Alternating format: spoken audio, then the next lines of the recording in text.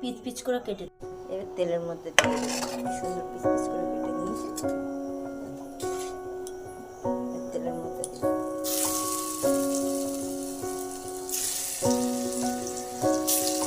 ভেজে নিচ্ছি, আমরা তুলে নিচ্ছি।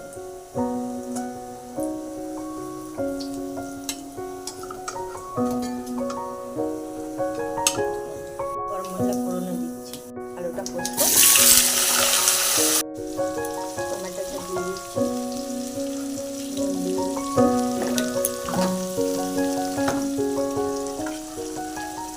হলুদ গুঁড়ো, জিরের গুঁড়ো,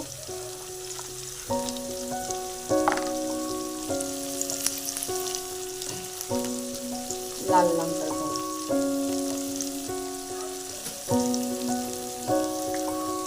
দিয়ে আমরা ভেজে নিয়ে তারপর জল বাটা দিয়ে দিচ্ছি। এরকম করে আমার মা রান্না খুব ভালো খেতে হয়, তাই মা রেসিপিটা আমি আজকে হয়ে গেছে, কত ভাজা ভাজা জল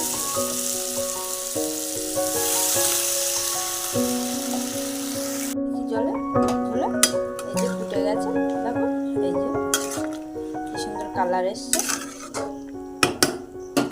আর একটু ফুটুক, তারপর ঘি গরম মশলা দিয়ে নামিয়ে দেখো সুগার দিয়ে দিচ্ছি, দিয়ে এই গরম মশলা একটু বাটা ছিল তাই দিয়ে এবার নামিয়ে